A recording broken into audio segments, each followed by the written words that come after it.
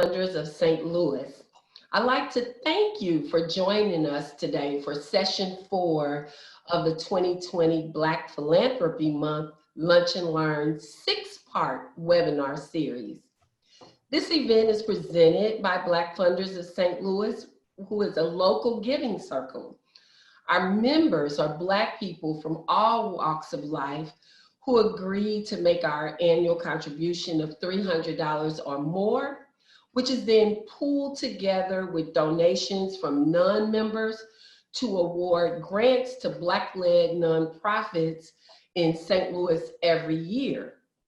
Since 2017, we have awarded more than $10,000 to local organizations. In addition, we are encouraged to offer our time and our talent in support of Black-led nonprofits and the St. Louis community. Our work is rooted firmly in the pursuit of racial equity and a fairer St. Louis. So to learn more about us, our grant making, giving circles, and this webinar series, please be sure to visit our website, www.blackfundersstl.com. I'd also like to take this opportunity to acknowledge our fiscal sponsor, Deaconess Foundation, which is providing the technical assistance for the webinar series for Black Philanthropy Month. Thank you so much, Deaconess. Today's session is client-based program design, and I'm excited to present Dr. Vetta Sanders-Thompson for this session. Thank you. Hello, everybody. So before Vetta comes in, I'm going to just tell you just a little bit about her. So as I've said about a lot of our speakers, she's a big deal. So we're blessed to have her here today. Vetta Thompson is the E. Desmond Lee Professor of Racial and Ethnic Studies at Washington University here in St. Louis.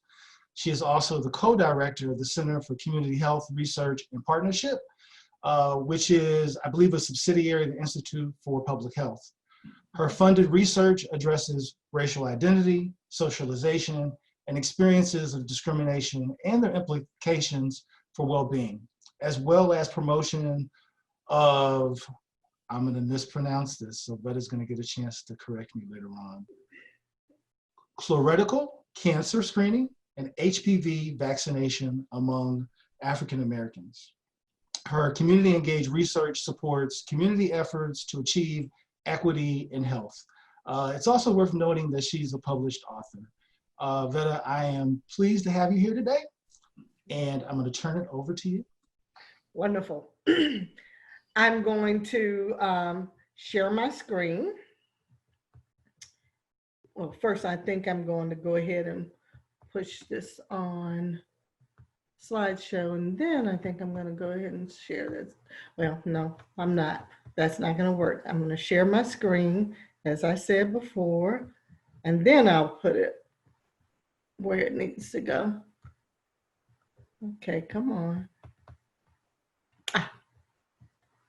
You got to hit all the right buttons at all the right times. Okay, so thanks, Brandon, for that mistake, because it allows me to put a plug in for some of my work. That term is colorectal cancer and colorectal cancer screening.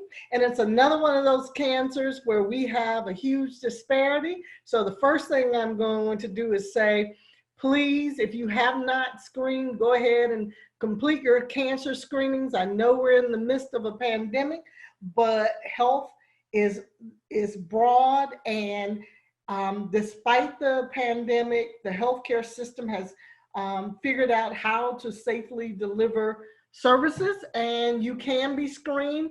You don't have to get a colonoscopy to be screened, but also complete your mammograms. And if your children are due for HPV vaccination, get that. So now I'm going to do what I'm supposed to do, and I'm going to jump into my presentation. So it's titled, Give the People What They Want, Client-Based Program Design. And what I'm going to be talking about is why we value participatory planning in program design. I want to talk about the use of information and identifying the sources of information to have relevant information and data for your projects and programs, and then identify some useful tools that you can use to gain stakeholder information. I mean, there are a lot of sources of data, secondary data, that are helpful in designing programs and interventions, but nothing beats the information and the data you get from your stakeholder, your client, your stakeholder, their stakeholders, and constituencies. And then once you have that data, you got to think through, how do you take that information and translate it into useful strategies? And that's what I want to focus on today. So this slide has the steps to program planning and evaluation. And you might say, well, it said program design. Why is evaluation up there? In my mind, program design automatically includes evaluation. You need to know where you are with any program intervention that you're implementing. You need to know when it's time to modify, how you can improve. You don't want to be stale and stagnant. Every program, every project, every intervention can improve, and you want to know what the data are telling you about that so that you revise and you update as needed. So when I'm talking about this, evaluation is a must, and so it's there. The main thing to keep in mind with program planning is what your role is and what your job is. And your job is to help the client understand their needs. Your role is to gain their sense and their vision of the problems and the needs, but then to help them understand what it's going to take to refine that into something that is likely to be evidence-based, useful, acceptable, high quality intervention or service to their community, constituencies, other partners, population that they serve. That requires gaining information and input and participation from those constituencies, so that you can understand and your client can understand how that vision connects to what their stakeholders are thinking about, the lives they're living, the needs that they're prioritizing. And this allows, all of that work allows you to bring the stakeholder needs, values, concerns into alignment with the visions of your client, their set of resources, concerns, understandings of the community and what's going on. And once you are able to bring all of that into alignment, you can find the evidence on the most readily available current interventions and strategies. You can find all the data from the secondary sources that you need, and you can then begin to build and strategize to get everyone where they want to be. And so those steps are really identifying the problem. Your client is going to bring a problem, a need, an idea to you. I always warn people that when you're working in this area, you need to put a pause in almost everything you do, so that you stop and say, okay, this is the first thing that's coming to us. This is the first thing we see. Is this really, truly the problem or the issue or the focus that we should be engaging in this moment? So you really want to think through that initial idea, issue, concern, problem, what have you, and make sure you've got it focused to the best of your ability at that point. And then you move to reviewing that existing data on the issue that I mentioned. That existing data comes in two forms.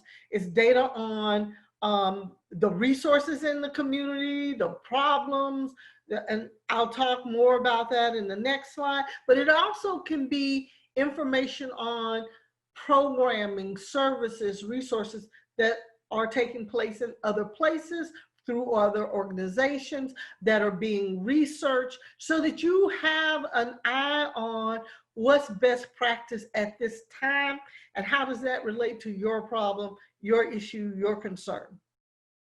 You don't want to completely reinvent the wheel if you don't have to. And you don't want to just do things so that you can be unique and novel with no sense of what works and what doesn't work, because you want to make sure you're taking high quality services to the community. Then you focus or refine your priority issues based on the relevant data. That data, that refinement, those processes could lead you to something that's region specific, more neighborhood specific. It depends on how the organization is thinking about the issue or the problem, but you also want it to be culturally appropriate. And once you've sort of narrowed and focused based on the region, the community, the neighborhood, or the cultural group that you're working with, you can move on. And then you want to identify, define and identify the risk factors for the identified issues and concerns. You want to select an evidence-based approach or the best known strategy to address the issue, and think through how you have to modify or adapt that to fit the locale, the community, the neighborhood, a specific population. And then you have to specify the resources that you will need, the activities that you anticipate having to complete, as well as the anticipated outcomes. And a part of that is thinking through what you believe will lead to the changes that you want to see or that your client wants to see. And from there, that type of work allows you to develop your evaluation plan. You're going to be looking at just the outputs, who attends, how often do they attend, do all the sessions occur as planned, etc. Then you want to start looking at your outcomes. Your outcomes are layered. What are your immediate or short-term outcomes? What are your intermediate or long-term outcomes? So let's talk a little bit about the secondary data that may be useful in designing programs that can assist your client in meeting their goals and communities and service areas with different populations. Being up to date and having information on the demographics of your catchment area, the people you want to serve, the community you want to serve, that information can tell you a lot about community assets, can tell you about behavior, disease prevalence, community needs that are more socioeconomic, that might be educational, barriers to program, how some of the community needs, some community behaviors will influence the type of programming that you want or need to do, or how well people can access your programs. Community access can help you use a strengths-based approach where you're capitalizing on what's already going on, what people know, what they have to build, and so you're not reinventing the wheel. It helps you to better manage and use all of the resources available to you. You also want this data because you don't want to, if you can avoid it, duplicate existing services. In many communities, what you find is that resources and services are available. But if people don't know about currently existing resources, they may feel based on their experience that there's a gap, and then they do something that's duplicative. Now, the resources that you use to do something that's duplicative could mean that a real gap in that community is going unfilled. So we really strive to gather all of that data in advance so that you know what are real needs and concerns, what are perceived needs and concerns, what gaps do we really need to fill. Do we need to refine different services? Do we need to spend the time and the money to help promote? Do we need to collaborate? What needs to really happen here? And this information is generally just seen as providing that social context that will also allow you to target or tailor strategies and interventions. You may say, what does she mean, target or tailor? Targeting and tailoring are terms we use to say how much focus are we going to put into the services, the interventions, the programs that we do. If we're targeting, we're going to take a group and you refine the group that you're focusing on. Are you working with adolescents? Are you working with young adults? Are you working with middle school age children? You know, who are you working with? And you design your program to meet their needs, their developmental stage. That's an example of targeting. But I can gather and have enough information on members of a community by asking them in advance or during the time of programming and services that I can specify what I do to their unique, almost individual or maybe family circumstances. And that's more of an example of tailoring. And so when you're working, you're thinking about at what level do I want to work? Am I at the population or group level? Am I at the individual or family or couple level? And that tells you the amount of detail that you're going to want to use to plan and to develop your strategies and interventions. A lot of times, in addition to gathering that secondary data, you want to do things like have key informant interviews. And then you have to think about who you want to talk to. Who are the people who really know this area, know either the population or the neighborhood, the community, or the region that you are serving or that you want to serve. You can go to websites for the groups that are maintained by constituent groups in that community, by members of that population, to get a better sense of the culture. You can go to books that people may have written about the needs, concerns of people in a particular category. You can look at descriptions of neighborhoods that may be published or printed in books, magazines.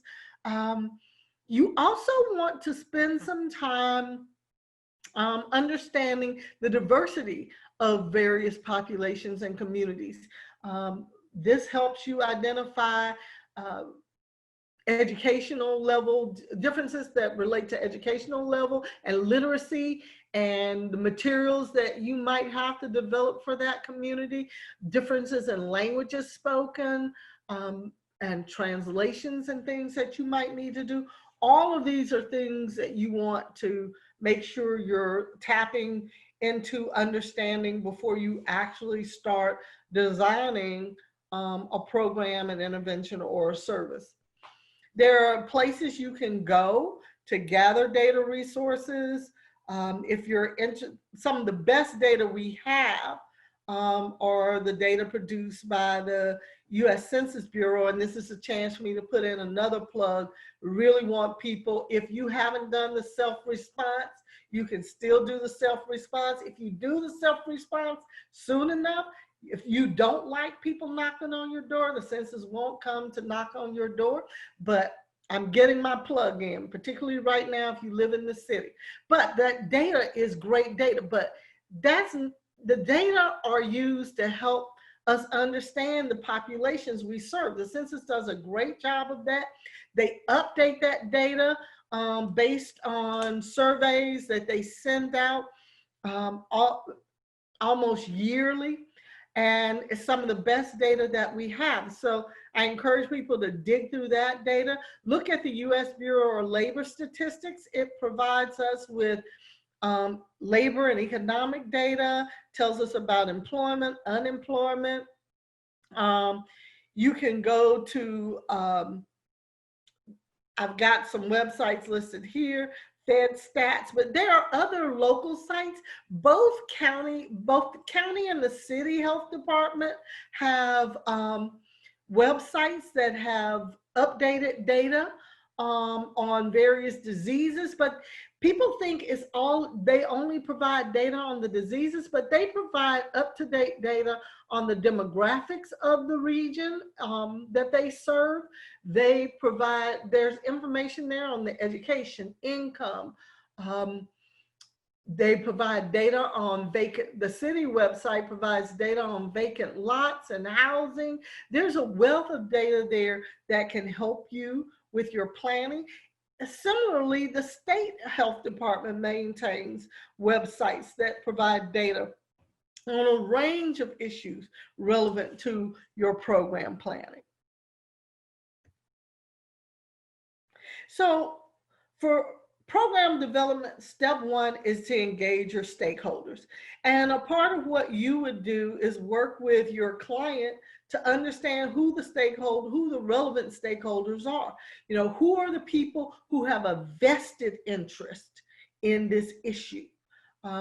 That's one group that you know you're going to want to gather data from. Who are the people in leadership who you must reach out to, talk to, have input from?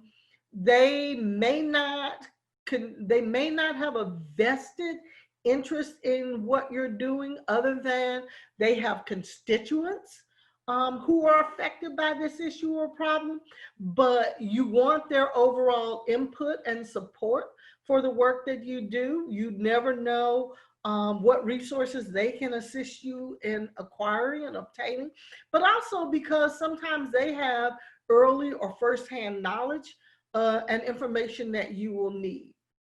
And then other people who you may need as partners as you try to implement your program, or as you want to get the word out about your program and you want them to assist in helping with that process. So you really want to help the client think through, who should we include in this planning process? This work can assist with the activities and the overall implementation of the project. It can assist with advocacy for resources devoted to the project. It will help you long-term in terms of sustainability of the program and the services and the work that you do. And in addition, it can help provide credibility to your program, project, or initiative.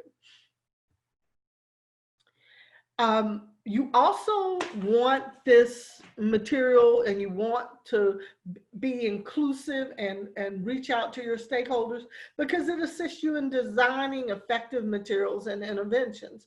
You, by engaging in that outreach and getting that input from stakeholders, you make sure that the audience segments feel messages and activities are meaningful and relevant in their lives. That increases acceptance of the interventions and services that you are working on, developing, focused on delivering. And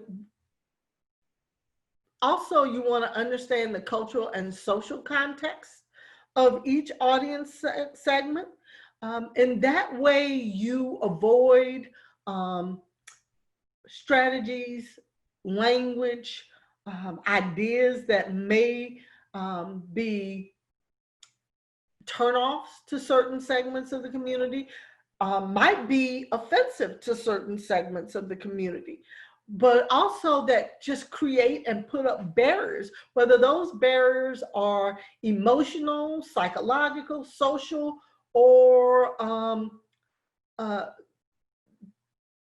barriers that might, well, and within that social realm, barriers that relate to, say, transportation, access because of cost, location, anything like that.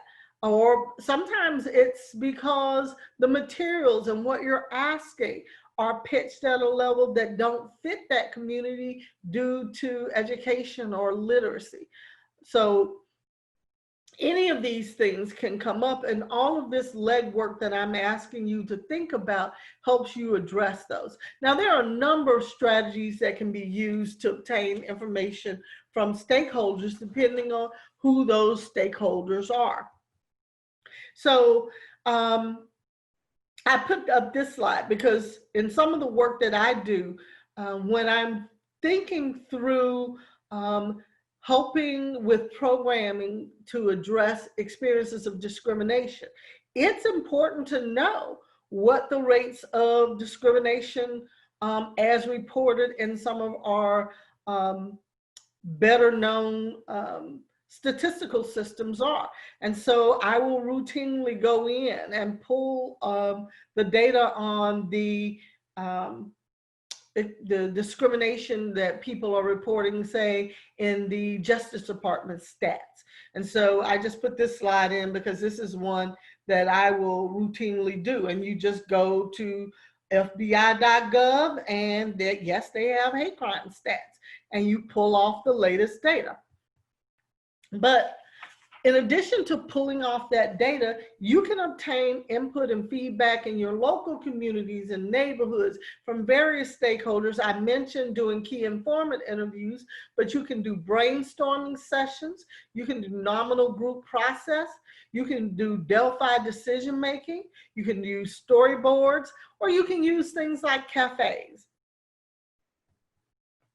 So I'm going to walk you through for just a few minutes some of these strategies that can be incorporated to help you gain input. And I think as you do this, it's important that your client understand what you're doing and why, and be on board. Some of these are processes that you can engage in with your client and their organization. So I think the first place to start is, how do the staff and administrators in that organization feel about the problem, the need, what's their sense based on their experience of that community, their catchment area, the population they serve, of what's needed. How did they develop those ideas and beliefs? But you want that input that you're seeking to start within the organization itself.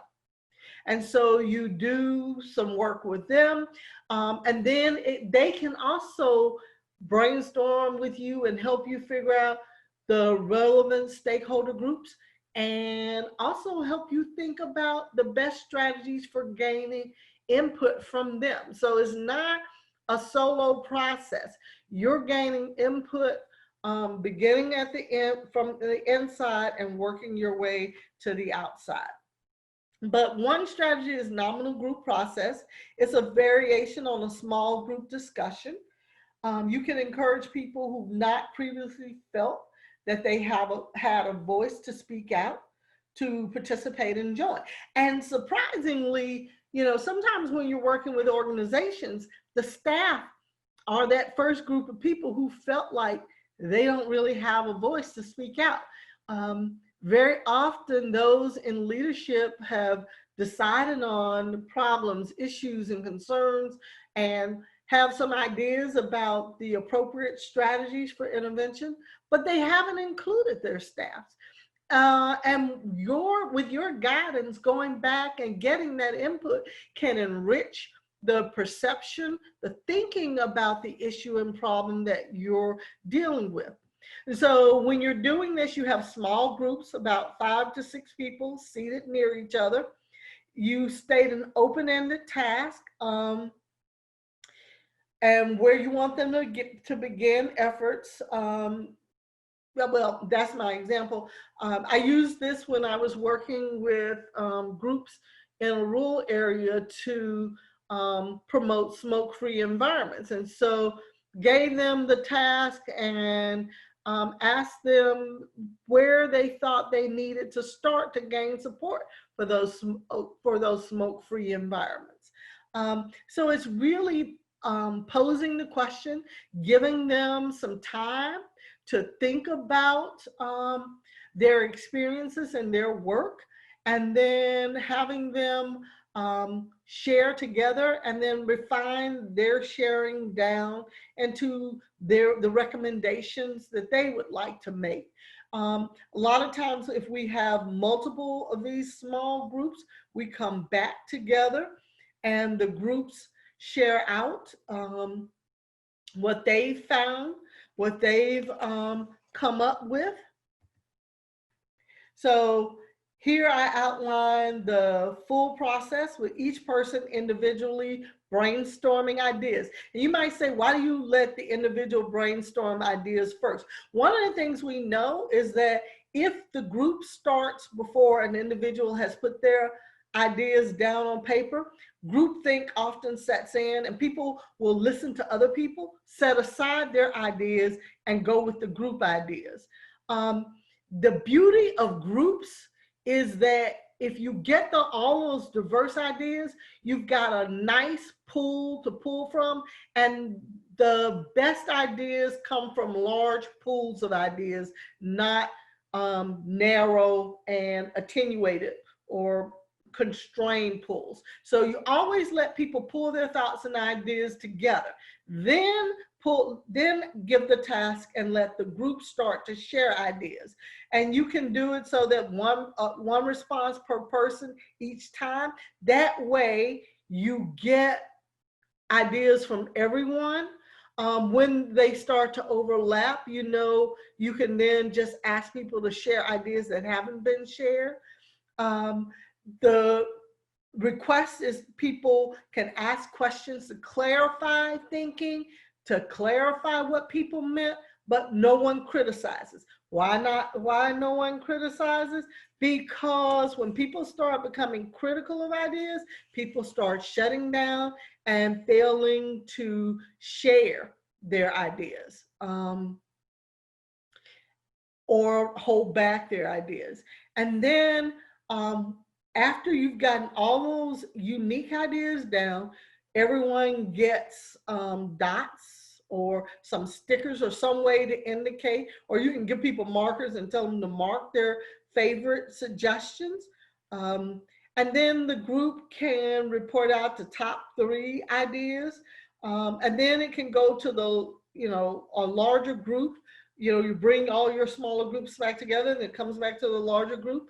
And the group each group reports out their top 3 again, and then the larger group can go through the same process and vote.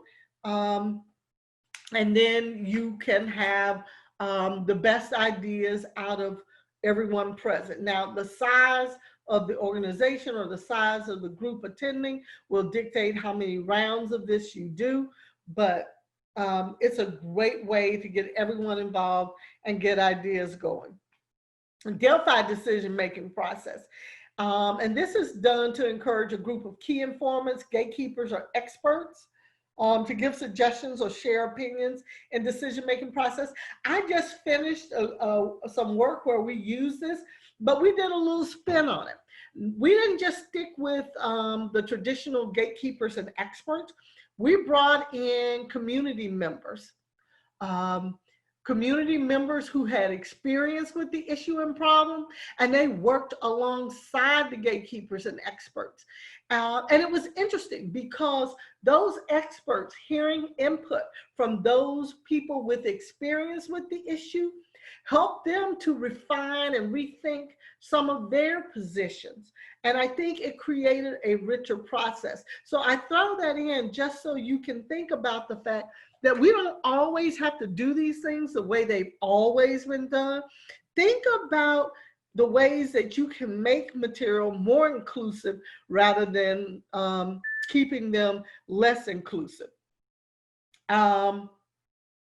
So you ask them to give their suggestions and opinions, but you do this through the creation of a set of questions relevant to the work that you want to do. So if you want to know about their experience in service provision to a population, you may want to know what they see as, say, the social emotional needs of people experiencing a particular set of problems, whether it's being in the criminal justice system, the social welfare system, whether it's while they're around managing unemployment.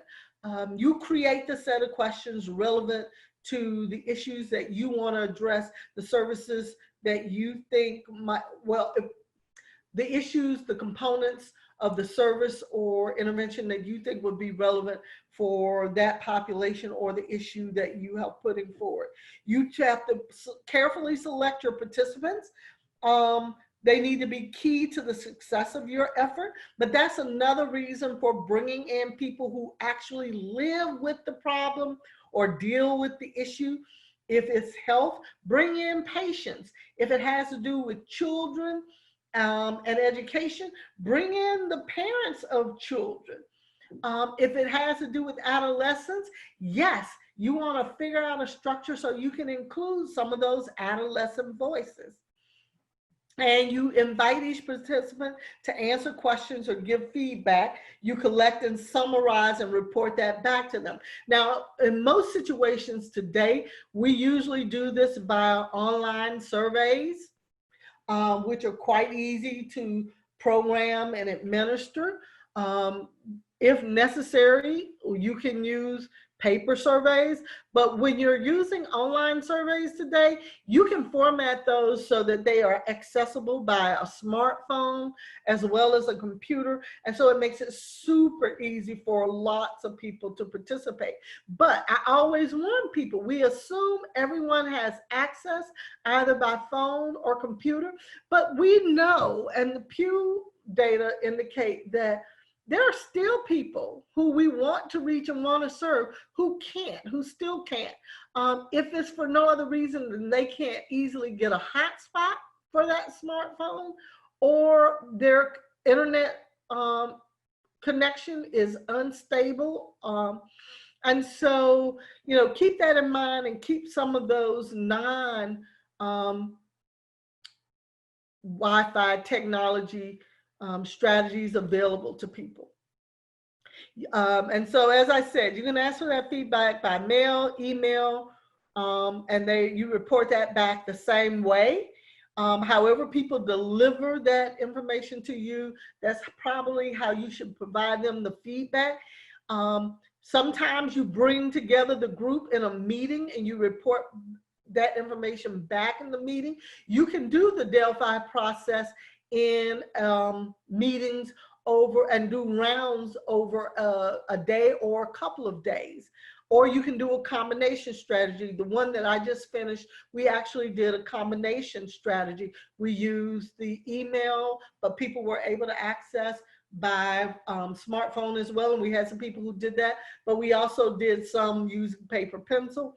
And we provided feedback in some of the ways. And then we brought people together for face-to-face. Now, the other thing that we did, before we sent out our links and for the email, for the internet and the internet survey, we held a webinar. And with Zoom and the low cost of Zoom, you can hop on for 30 minutes. We went over all the details of completing it, explained everything to everyone and reminded them why we were doing it again. And I think that helps increase interest and participation and the quality of the information that you get back. And each person once you give that feedback, each person then evaluates the ideas and provides feedback on the information that you have sent them based on the first round. Now, in that second round, you're still asking questions related to the data, related to the feedback that the data provides you, and then you ask them to respond to that data, your interpretation of that data, and any new questions that emerge based on that data. Ideas that are not supported fall off the next round, and you continue as many rounds as needed. In the one that I just finished, we started with a idea that we were going to do a 4-round process, but we ended up doing a 5-round process because we needed that in order to assure that we had consensus from the group on what their recommendations and suggestions were for us. Another idea really is good if you're working with people for whom words don't come easily, who aren't as engaged in sharing things through written forms and verbalizing things in large groups who aren't as comfortable talking. You can do storyboards, and you really encourage individuals to share their stories and information regarding obstacles relevant to their experience in the environment. You can prepare the storyboard icons. There are lots of different ways you can do this. We did this, we created something we call Create a Mag. It was we were creating a magazine. And so we asked people to help us create that magazine. We cut out things from magazines. We bought stencils, we bought crayons, markers, color pencils. We gave them large and different size sheets of paper. We had words available for them, letters. And we said, you know, first create the front, the lead page of the magazine design. And then we asked them to mock up with headlines and some story and idea suggestions, some follow-up pages. What would they want to see in this magazine? Now, this was going to be a health magazine. So we told them that it's going to be a health magazine. What do you want to see? What do you want to hear? What do you want to know? You can do it with real storyboards with Velcro on them and things that they can attach to the board. You can put the felt on the board and have little Velcro things that they can use to attach things. Up here I have that you can use photographs, you can use clip art. There are so many ways you can do something like this, but it allows people to give you a sense of what they're thinking about, whether it's how they want materials that you may want to provide to them created. It could be how they want a building or a space that you're creating to serve them to look. What do they want the environment to look like where they're receiving services or where you're completing or doing an intervention with them or offering a program. You can be asking them to talk about the community in the neighborhood and show you what in that neighborhood makes it difficult for them to engage in activities or services relevant to what you want to do. You can set it up as an individual activity or small groups of about 3 to 4, because you don't want, when you do groups, you think about the size of the group based on the extent to which you feel like there might be influence and someone's voices might be muted. And so you think through those issues, but it can be a great way to get people to open up and share who might not otherwise open up and share. You basically bring them in, explain storyboarding. You show them all the icons, all the materials you have available. You let them know they can use any of the materials that they desire. They don't have to use all of them. And they can organize it, put it up. based on what makes sense to them, what they want to share.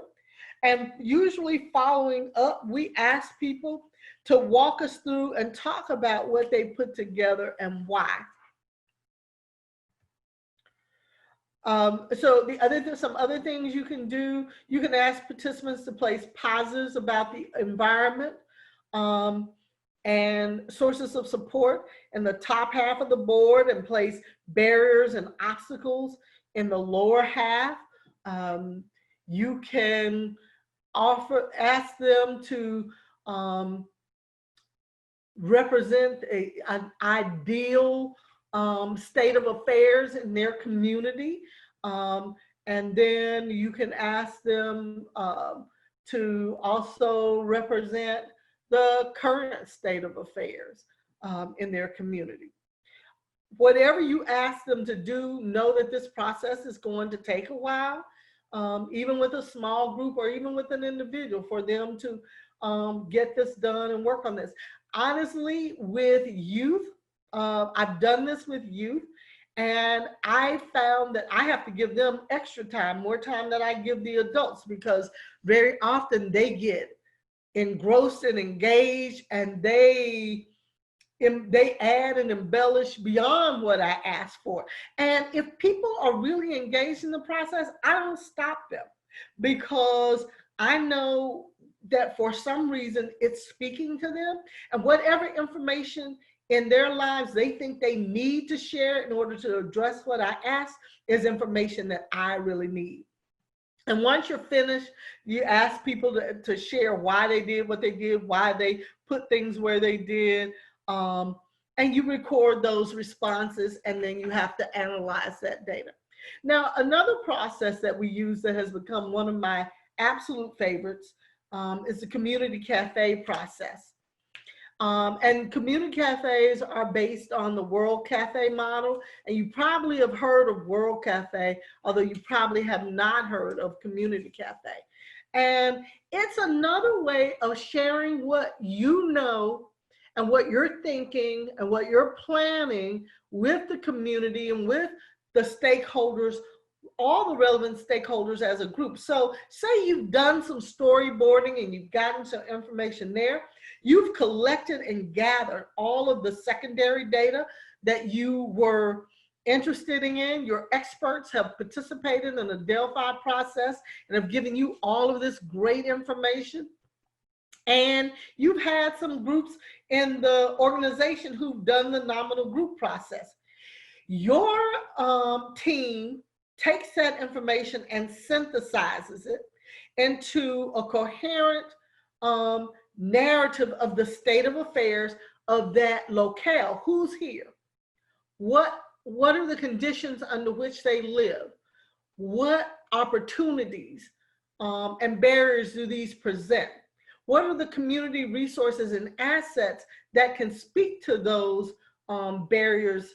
And what are the community assets that can be enhanced and built upon as you engage in change work in that community? You can then also share out the ideas that the experts have for what's worked in other places and what people should be thinking about.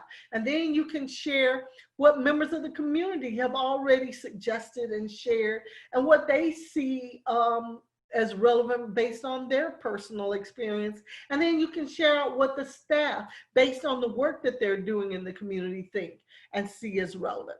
And using that, you can bring together all of your relevant stakeholders, some representatives from the staff, from the administration, leadership in that community. They could be political, a few people from the, say, religious community. You can bring in some business owners. You could bring in people from the educational realm, as well as members of the community who will be affected. And you are going to present this to them. You want them to be in dialogue to begin to help you think about what program, what service, what should we build? What intervention should we be building? And so just to help you understand the design of community cafes. The reason that I love them is because they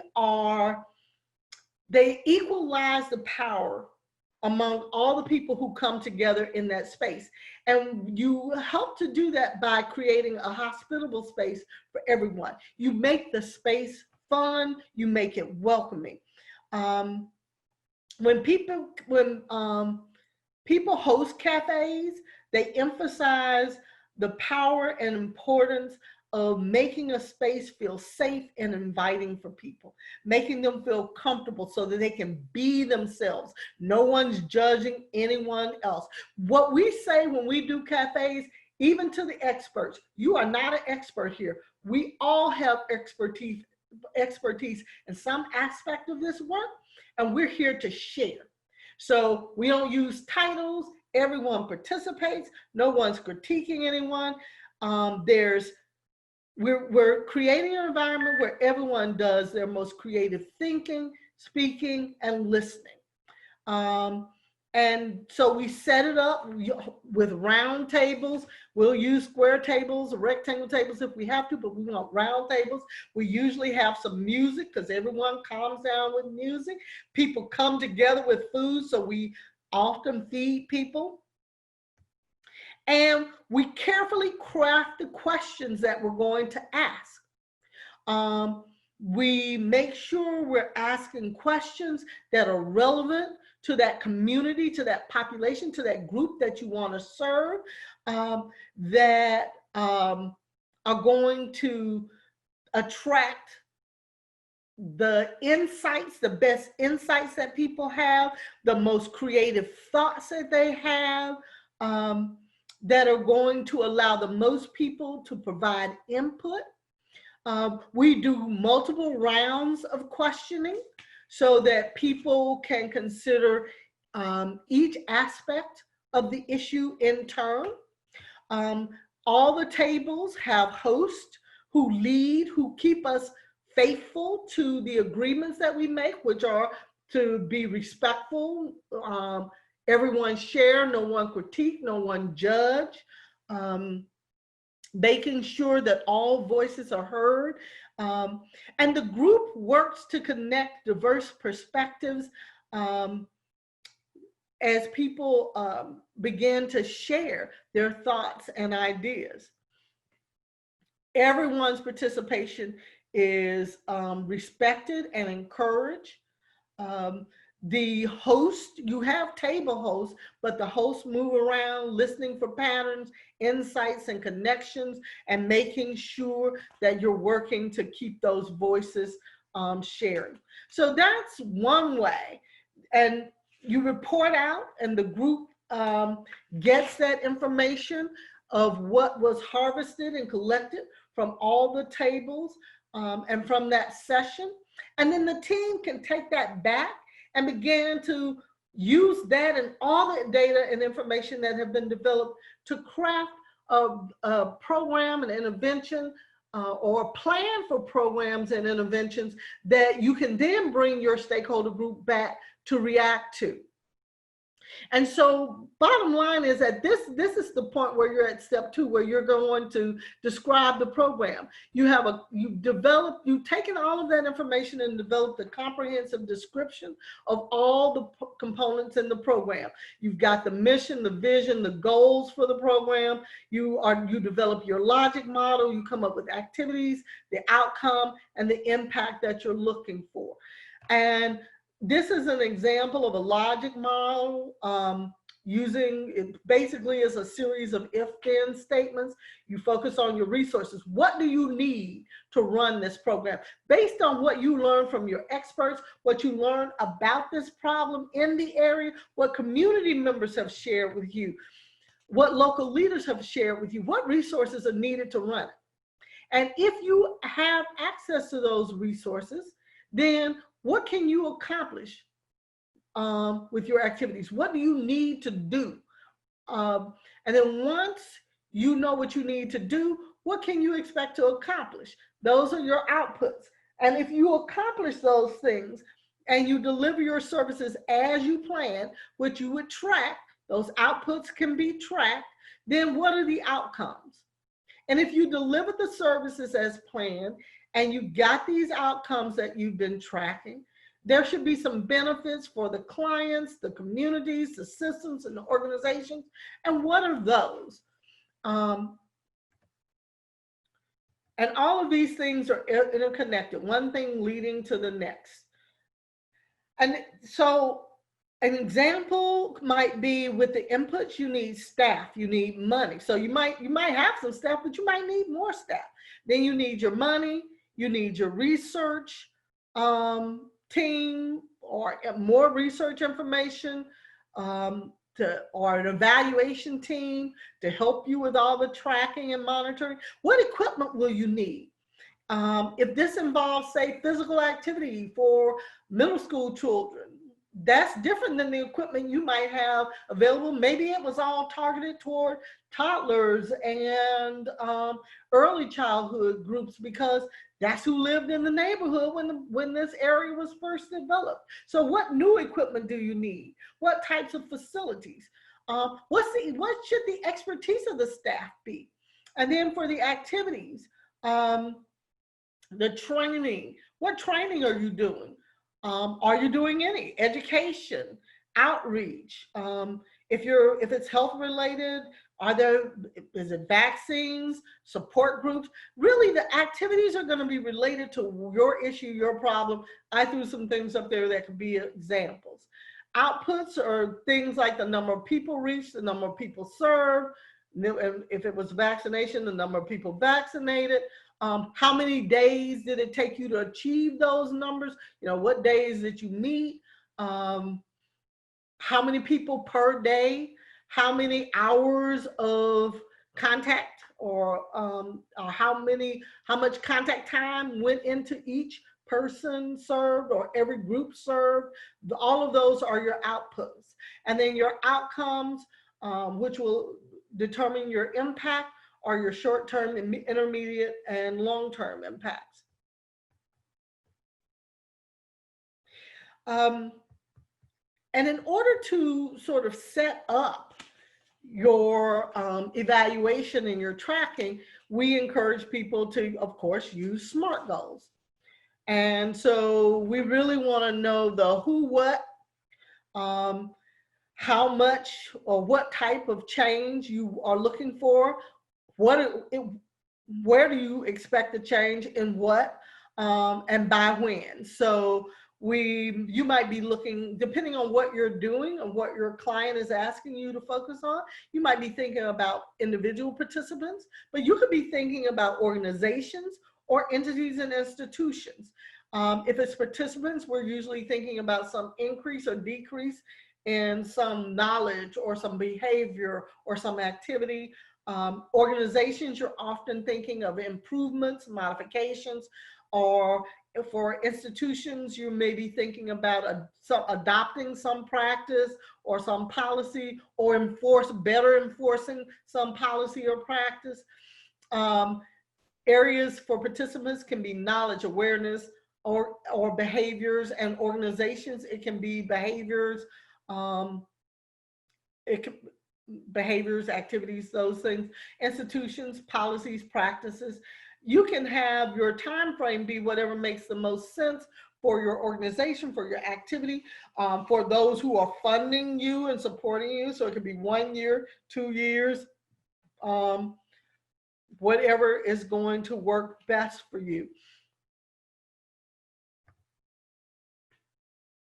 And the main thing, and the reason we call them SMART goals, is because they need to be specific, measurable, attainable, relevant, and time frame. And if you take the first letter there, you get SMART. And so you know why they do it. Some people refer to that specific as strategic.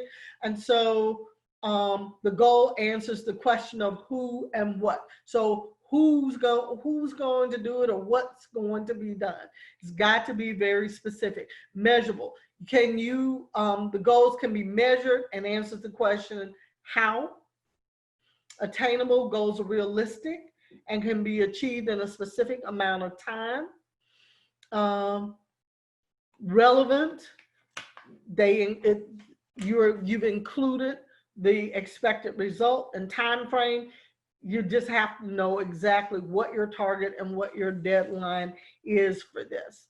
And so really the test of whether or not you've done a really good job with your SMART goals is the extent to which you can use these to map out things in your logic model. Once you know your resources, that specificity should help you understand your activities. Who's doing what? When are they doing it? How are they doing it? That how they're doing it, where they're doing it. Again, the who's doing it can help you with your outputs. Having them be attainable and measurement, that what are they doing to achieve what goal, going back to the specificity there, to achieve what goal, what outcome, what result. That helps you with your outcomes and ultimately your impact. It tells you what you're going to measure. And your team has to figure out the best way to capture and measure those things and over what time. So bottom line, client-based program development is really about input and feedback.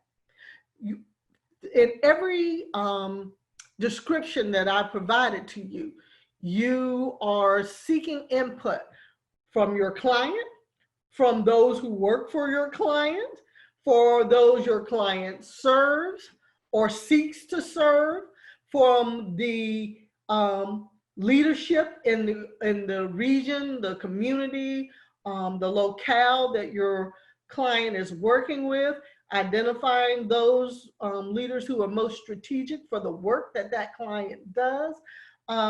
You are also bringing in those who have the most to lose or gain based on the work of that client.